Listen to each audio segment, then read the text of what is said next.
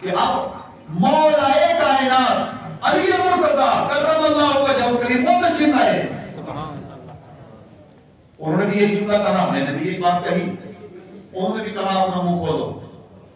تو سرکار فرماتے ہیں غوث اعظم جیلانی کہ میں نے اپنا منہ کھولا تو مولائے کائنات نے 6 بار اپنا لعاب دہن میری زبان میں ڈالا ہے.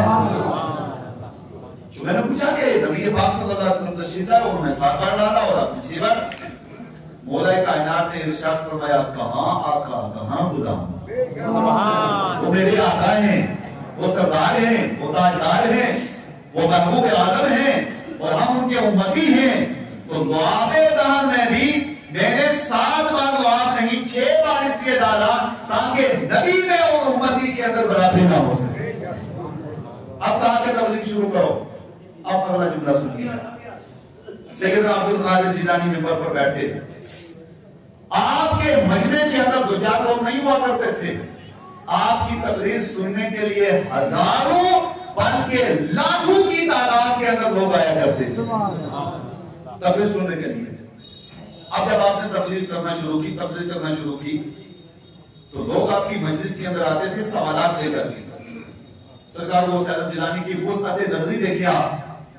ایک صاحب آئے, وہ علم نحو ہمارے یہاں پڑھایا جاتا ہے, ایک علم ہے کہ یہ اسم ہے, یہ فعل ہے, یہ مشتق ہے, یہ جامد ہے, یہ اس میں تفصیل ہے, اس میں فاعل ہے, اس میں مفعول ہے وغیرہ, یہ گرامر کی باتیں ہیں. اسی طرح نحو ہے, صرف ہے. تو ایک شخص آیا ایک نحوی جملہ لے کر کے کہ میں عبد القادر جیلانی کی بارگاہ میں حل کرواؤں گا. اور ان سب کا جو خلاصہ میں نے نکالا وہ یہ کہ کوئی بھی شخص آپ کی مجلس کے اندر آتا سوال لے کر کے, اس کو کہنے کی ضرورت نہیں پڑتی تھی کہ عبد القادر اس مسئلے کا حل کریں, اس مسئلے کا حل کریں, بلکہ وہ مسئلہ لے کر کے آتا اور محفل کے لاسٹ پر بیٹھا کرتا تھا. عبد القادر سب سے آگے ہیں. جب وہ سوال لے کر کے آتا, آ کر کے بیٹھتا, غوث اعظم جیلانی اس کی طرف مخاطب ہوتے اور کہتے اے فلاں تیرا یہ سوال تو لے کر کے آیا ہے, اس کا یہ جواب ہے. وسعت نظری کا عالم یہ تھا کہ ان کی نظر زبان پر نہیں, ان کی نظر انسان کے ظاہر پر نہیں, ظاہر کے ساتھ ساتھ ان کی نظر مجلس کے اندر بیٹھنے والے لوگوں کے دلوں کے اوپر, قلوب و اذہان کے اوپر بھی ہوا کرتی. سیدنا عبد القادر جیلانی رضی اللہ عنہ, اب بات کو کلوز کریں. سیدنا عبد القادر جیلانی رضی اللہ عنہ کا مین مدعا اور مین مقصد کیا تھا؟ آپ کا مین مقصد کیا تھا؟ یہ جتنے اولیاء آئے ہیں ان سب اولیاء کا مدعا اور مقصد, سرکار غوث اعظم جیلانی 90 سال تک باحیات رہے. اس پورے عرصے کے اندر عبد القادر جیلانی علیہ الرحمہ انہوں نے جو سب سے بڑا کام کیا ہے وہ کام یہ کیا, مصطفیٰ کے دین کو زندہ کیا ہے.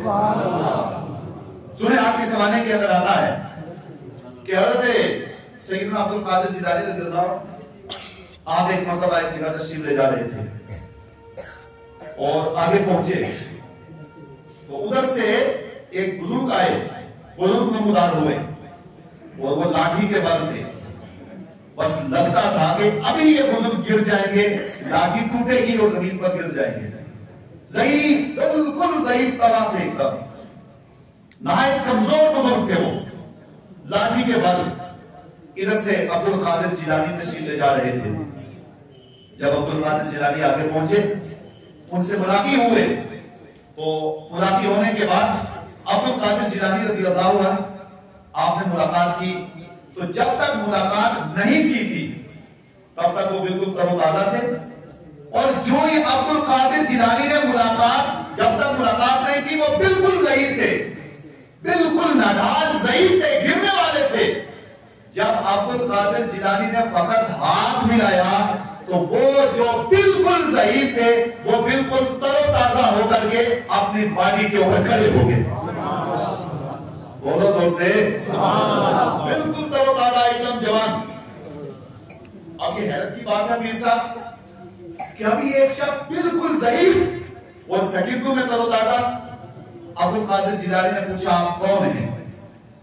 انہوں نے جواب دیا میں نبی رحمت صلی اللہ علیہ وسلم کا لایا ہوا وہ دین ہوں جسے دین اسلام کہا جاتا ہے. اور آج اس کیفیت اور اسٹیج پر پہنچ چکا کہ اگر آپ تشریف نہ لاتے تو تھوڑی دیر اور رہتی میں ختم ہو جاتا. لیکن اللہ نے آپ کو بھیج دیا ہے, آپ کے ذریعے سے اللہ تعالیٰ نے دین اسلام کو دوبارہ زندہ فرما دیا.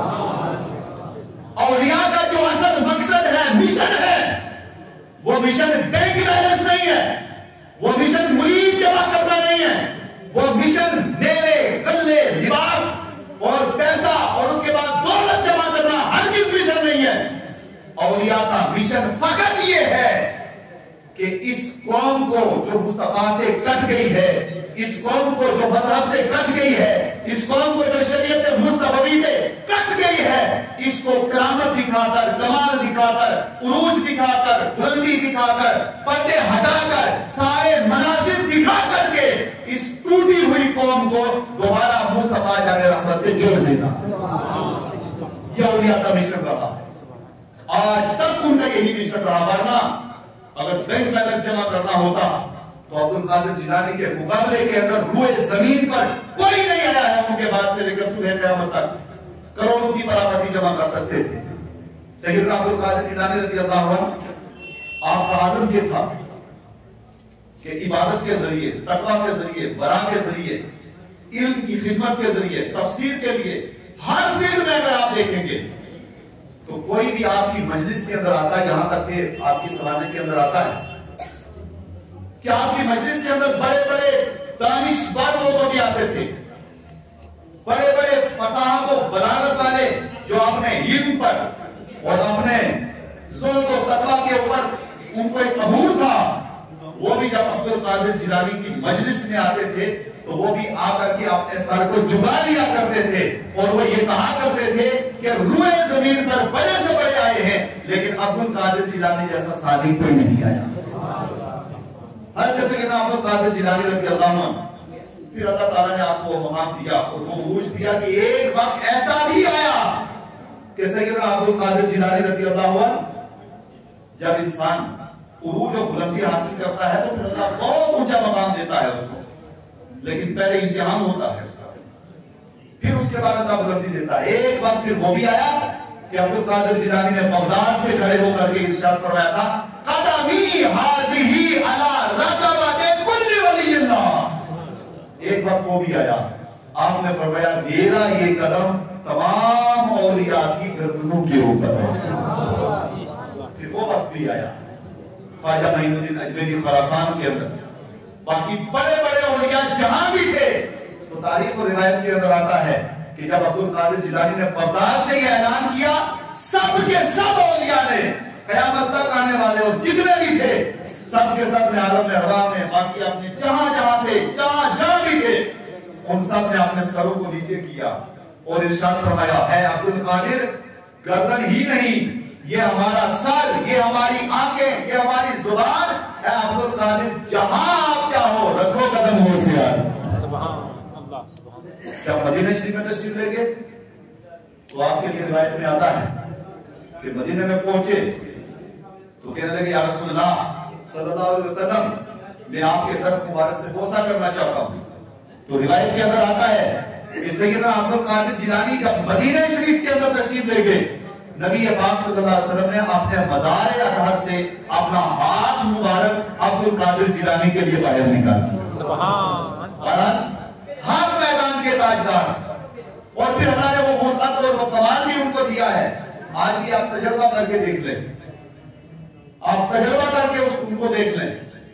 آپ مشکل کے اندر, پریشانی کے اندر جب مبتلا ہو جائیں, اس وقت آپ پکاریں, پکار کر کے کہیں یا عبد القادر جیلانی مدد فرمائیں.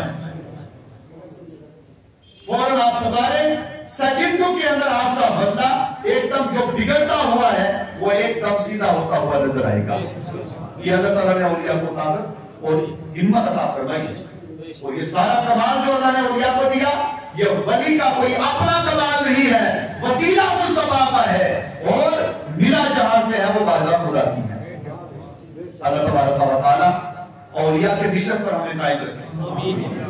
ایک علم ظاہر ہوتا لیکن باطن ہوتا ہے. ان اولیاء کو اللہ تعالیٰ نے صرف ظاہری علم نہیں، ظاہری علم کے ساتھ ساتھ باطنی علم بھی عطا فرمایا. ایک مثال اس پر سنیں اور اس کے بعد بات ختم کریں. ظاہر اور باطن دونوں علم اللہ تعالیٰ نے عبد القادر جیلانی کو عطا فرمائے ہیں. ظاہر کیا ہے اور باطن کیا ہے؟ ظاہر ہمارا چہرہ ہے، امامہ ہے، ہاتھ ہے، پاؤں ہے، یہ ظاہر ہے. مگر باطن اندر کیا چل رہا ہے وہ کیا ہے؟ اللہ تعالیٰ نے اس کی بھی معرفت ان اولیاء کو عطا فرمائی ہے. اسی لیے فرمایا کہ جب آپ علماء کے پاس آؤ اپنی زبان سنبھال کے رکھو، اور جب صاحب معرفت اور صاحب کشف کی بارگاہ میں آؤ تو اپنے دل کے اوپر نظر رکھو، دل کو سنبھال کر کے رکھو، کیونکہ ان کی نظر دل پر ہوتی ہے اور ان کی نظر تمہاری زبان پر ہوتی ہے. اللہ تبارک و تعالی ہم سب کو کہنے سننے سے زیادہ عمل خیر کی توفیق عطا فرمائے.